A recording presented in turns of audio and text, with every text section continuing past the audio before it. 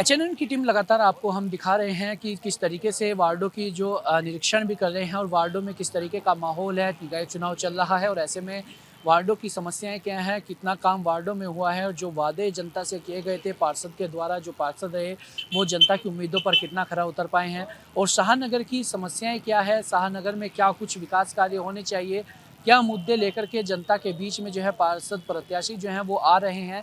इन तमाम विषयों को लेकर के बातचीत करेंगे शाहनगर की जनता से और वार्ड 55 शाहनगर में आज हम पहुंचे हैं। हमारे साथ कुछ लोग मौजूद हैं, उनसे बातचीत करने की कोशिश भी करेंगे और किस तरीके का माहौल इनके वार्ड में है, वो भी तमाम चीज़ों को लेकर बातचीत इनसे होगी। जी सर, आपका नाम? दिस व्हाट जी सर, अगर देखा जाए पिछले 5 वर्षों में पार्षद के द्वारा कितने कार्य आपके क्षेत्र में हुए हैं, कितना विकास कार्य आपके क्षेत्र में हुआ है? मैं इस बारे में कोई चर्चा नहीं करूंगा, न करना चाहूँगा, पर लेकिन मैं इतना ज़रूर कहूँगा, देवभूमि उत्तराखंड की धरती से कि जितेंद्र भाई हमारे एक कर्मठ, योग्य और योग्य नहीं सुयोग्य उम्मीदवार हैं और मैं इनकी विजय की मैं कामना करता हूँ। क्योंकि यदि हमें इस क्षेत्र का विकास करना है, इस वार्ड का विकास करना है, इस क्षेत्र की जो समस्या है उनका हमें निदान करना है, तो हमें जितेंद्र भाई को आगे लाना है। जी, जय गढ़, जय उत्तराखंड। जी, सर आपका नाम? वीर सिंह रावत। क्या कितना विकास कार्य आपके क्षेत्र में पिछले 5 वर्षों में हुए हैं? कितना जो है काम हुआ है पार्षद के द्वारा? क्या कुछ काम पिछले 5 सालों में किए गए? अगर हम पिछले 5 सालों की बात करें तो पिछले 5 सालों में नगर निकाय चुनाव से लेकर अब तक का काम जीरो से शुरू हुआ था, जीरो पे ही ख़त्म है। जो काम हुए हैं कहीं भी जो है, कहीं भी बस्ती बस्ती में हो, छोटी बस्तियों में कहीं पुल पुस्तों का निर्माण हो या किसी गरीब व्यक्ति के की सहायता हो, किसी भी प्रकार की कोई मदद नहीं हुई, ना पुल से बने ना कुछ बने।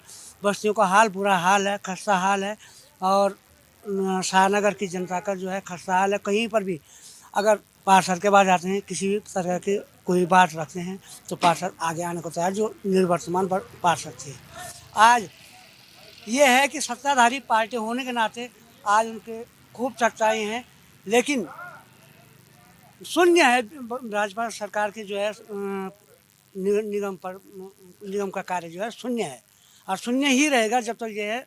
इनकी दादागिरी बहुत हो गई। अब जो है हमारा अगला पार्षद जो है जितेंद्र भाई होना चाहिए और सुयोग्य और कर्मठ जुझारू प्रत्याशी हैं और जनता का हितैषी भी हैं। इनको पार्षद प्रत्याशी विजय बनाना जरूरी है, पार्षद बनाना बहुत जरूरी है। सर, जो वादे आपसे किए गए थे, उन वादों पर कितना खरा उतर पाई है पिछली सरकार और जो पार्षद रहे हैं वो? और इस बार क्या कुछ मुद्दे हैं, किन मुद्दों के आधार पर वोट करने जा रहे हैं? अभी क्षेत्र में बहुत सारी समस्याएं हैं। एक सामुदायिक केंद्र नहीं बना है, डिस्पेंसरी नहीं बनी है और हम चाहते हैं कि कोई पढ़ा लिखा युवक जो है बदलाव होना चाहिए। अभी बहुत समस्याएं हैं क्षेत्र में जो अभी पूरी नहीं हुई है। जी। और एक पढ़े लिखे युवक को हम ये सोचते हैं कि बदलाव होना चाहिए और बदलाव हमें लग रहा है कि जितेंद्र बड़गोतवाल जी जो हैं विजय रहेंगे।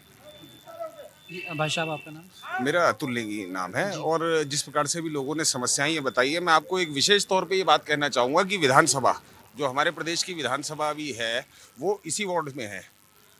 तो कई सुविधाएं जो इस वार्ड में विशेष तौर पे मतलब ये एक डेवलप्ड एक आइडियल वार्ड की तरह डेवलप हो सकता था, लेकिन मौजूदा पार्षद की अकर्मण्यता कहूँ या इतना ध्यान ना देना कहूँ, आज भी आप ये गोरखपुर गाँव में हम खड़े हैं, इसे आज भी गांव के नाम से ही जाना जाता है। और जो सुविधाएं आप यहाँ देख रहे होंगे, चाहे शौचालय की हो, इतना हल्ला पार्टी का रहता है, यहाँ एक आध शौचालय नहीं है इस मार्केट में। सामुदायिक भवन तो बड़ी दूर की बात लगती है, लेकिन हाँ, हम इस बार उम्मीद कर सकते हैं क्योंकि एक सैन्य पारिवारिक पृष्ठभूमि से इस बार एक शिक्षित युवा जो उत्तराखंड में ही पला बड़ा सब कुछ वो करके और सारी समस्याओं को जानता है, एक एक्टिव आदमी है, सोशल वर्कर है।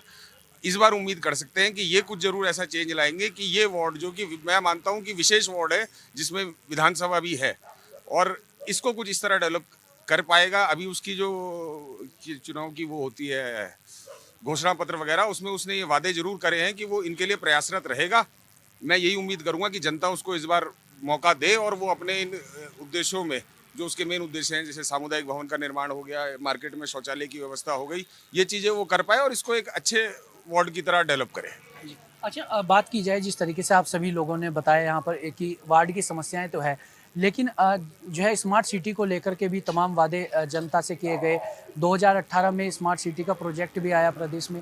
स्मार्ट सिटी से क्या लगता है कितने कार्य हुए हैं, कितना देहरादून बदल पाया, क्योंकि मेयर का चुनाव भी है, मेयर प्रत्याशी भी यहाँ पर है, निकाय चुनाव है, तो ऐसे में अगर पूरे देहरादून की बात करें तो स्मार्ट सिटी को लेकर, क्योंकि आप भी देहरादून वासी हैं, तो क्या लगता है कितना कार्य स्मार्ट सिटी का, कितना लाभ देहरादून की जनता को मिला? सर स्मार्ट सिटी का जहाँ तक मैं कहूँगा अभी तक तो ये खुद ही भी राजधानी जगह जगह जो हमने देखा कि हर वार्डों में ही ज़्यादातर कभी सीवर के नाम पर कभी बिजली की लाइनों के नाम पर खुदाई ही रही। जनता बहुत परेशान रही। अब स्मार्ट सिटी की जो सुविधाएं अभी तक मिल जानी चाहिए थी, कहीं ऐसा नहीं होता कि हमें वाईफाई फ्री मिल रहा हो या वो अभी तक कोई सुविधाएं इस तरह की सिर्फ अखबारों में ही हमने पढ़ा कि स्मार्ट सिटी, अदरवाइज स्मार्ट जैसी तो कोई बात मुझे अभी तक कहीं दिखाई नहीं देती। उम्मीद करते हैं आने वाले उसमें नए मेयर जो हो या नए ये जो पार्षद चुन के आए ये कुछ ऐसा वो करे कि जो पैसा अभी तक सरकार, मैं अभी ये भी नहीं कह सकता कि बर्बाद कर चुकी है, कहीं ना कहीं वो इस्तेमाल हुआ होगा, लेकिन वो जनता को नज़र भी आना चाहिए। अभी तक जनता ऐसा कुछ स्मार्ट सिटी नामक चीज़ तो दिखाई नहीं देती।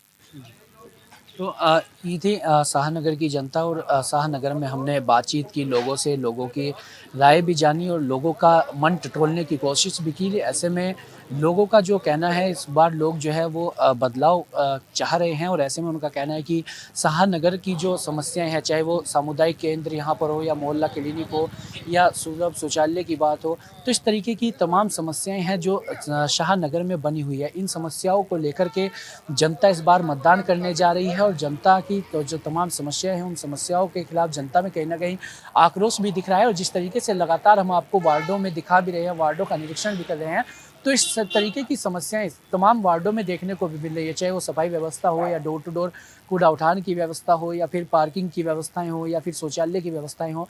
तो इस तरीके की तमाम समस्याएं सभी वार्डों में देखने को भी मिल रही है और ऐसे में अब ऐसे में कितना काम होता है और देहरादून की जनता किसके सर पर ताज सजाती है, देहरादून की जनता किन मुद्दों के आधार पर इस बार वोट करती है, चाहे वो मेयर के चुनाव के लिए भी हो या फिर पार्षदों के लिए हो। और शाहनगर की जनता की अगर विशेष तौर पर बात की जाए, क्योंकि वार्ड का प्रोग्राम है और तो ऐसे में कितना इसमें समर्थन किसे दिया जाता है और किन मुद्दों के आधार पर इस बार वोट होती है और किसे अब पार्षद चुनकर जो है यहाँ से भेजती है शाहनगर की जनता, ये तमाम चीज़ें देखने वाली होंगी। वार्ड 55 शाहनगर से हमारे साथ कांग्रेस के प्रत्याशी हैं जितेंद्र सिंह बर्थवाल, उनसे बातचीत भी करेंगे क्या उनकी प्राथमिकताएं हैं और क्या कुछ मुद्दे लेकर के जनता के बीच में जा रहे हैं, उनसे बातचीत करेंगे। आपका चैनल में स्वागत है। मैं बहुत बहुत धन्यवाद करूंगा HNN चैनल का, जिसने मुझे आज मेरी बात जनता तक पहुंचाने का एक मौका दिया। और सबसे पहले मैं अपनी वार्ड 55 की जो मेरा अपना परिवार रूपी वार्ड है उसकी जनता का धन्यवाद देता हूं, जिनके आशीर्वाद से ही आज कांग्रेस पार्टी ने मुझे यहाँ पर एक प्रत्याशी बनाकर उतारा और मेरे पे इतना विश्वास जताया। जी क्या कुछ मुद्दे लेकर के आप अपने वार्ड में जा रहे हैं, लोगों से मिल रहे हैं, किस तरीके का रिस्पॉन्स अभी मिल रहा है और क्या मुद्दे ऐसे हैं जो आप जनता के बीच में लेकर के जा रहे हैं और जनता भी उन मुद्दों को स्वीकार कर रही है? देखिए, मैं आपके माध्यम से ये कहना चाहूँगा कि देखिए, मेरे 4-5 मुद्दे हैं जिन्हें लेके मैं जनता के बीच पहले दिन से हूँ और पिछले कई सालों से हूँ, जिसमें मेरा सबसे प्रथम जो मुद्दा है या मेरी प्राथमिकता है वो है यहाँ पर मेरे वार्ड 55 में एक छोटा सा मोहल्ला क्लिनिक खुलवाना। देखिए, मोहल्ला क्लिनिक की ज़रूरत हमारे यहाँ सिर्फ इसलिए है क्योंकि मेरा जो वार्ड है उसकी भौगोलिक परिस्थितियाँ इस प्रकार की हैं कि यहाँ पर एक अमीर तबका भी है और एक गरीब तबका भी है। और गरीब तबके की सबसे बड़ी परेशानी क्या होती है कि वो व्यक्ति, वो बेचारा छोटी छोटी बीमारियों के लिए 500-1000 रुपये खर्च नहीं कर सकता है। एक मोहल्ला क्लिनिक अगर हम निगम द्वारा संचालित कर पाए और एक छोटी सी डिस्पेंसरी उसके साथ खुल गई, तो मुझे लगता है कि जो ये छोटी मोटी बीमारियां होती हैं, छोटे मोटे चेकअप्स होते हैं, वो वहाँ पर ईजिली हो जाएंगे, आसानी से हो जाएंगे और जनता को इसका लाभ मिलेगा। मेरी दूसरी प्राथमिकता है, मेरे क्षेत्र में आज उत्तराखंड राज्य बनने के बाद से ये पार्षद के अंतर्गत रहा क्षेत्र है, परंतु आज तक एक भी मिलन केंद्र नहीं बना पाए हम। हमारे पे एक भी सामुदायिक भवन नहीं है या कह लीजिए कोई पंचायती घर नहीं है। मेरी प्राथमिकता में है कि मैं एक, चाहे कुछ भी हो, एक मिलन केंद्र खुलवाऊंगा जिससे मेरे क्षेत्र की जनता को कभी कोई छोटा मोटा कार्य करना हो, शादी ब्याह करनी हो, गरीब जनता को कुछ करना हो या कोई हमें मीटिंग करनी हो, तो उसमें हम उनको फायदा दिला सके। एक तीसरी प्राथमिकता जो मेरे व्यापारी वर्ग की है, मेरे क्षेत्र की, जो मेरी खुद की भी है और मेरे व्यापारी वर्ग की भी है, वो है कि ये ये गढ़ है हमारा, ये बाजार है, गोरखपुर जो एक बाजार है और हरे पुल तक का जो क्षेत्र है वो व्यापारिक केंद्र है, पर यहाँ पर सुलभ शौचालय की व्यवस्था नहीं है। तो मेरा पूरा प्रयास रहेगा कि कहीं पे एक उचित स्थान देखकर, जिससे किसी भी मेरी जनता को किसी प्रकार की परेशानी ना हो, एक सुलभ शौचालय खुलवाया जाए। और एक जो आप पूरे इस समय तो पूरे भारत में ही एक जो सबसे बड़ी परेशानी चल रही है वो है नशा, सूखा नशा, स्मैक और हेरोइन का नशा।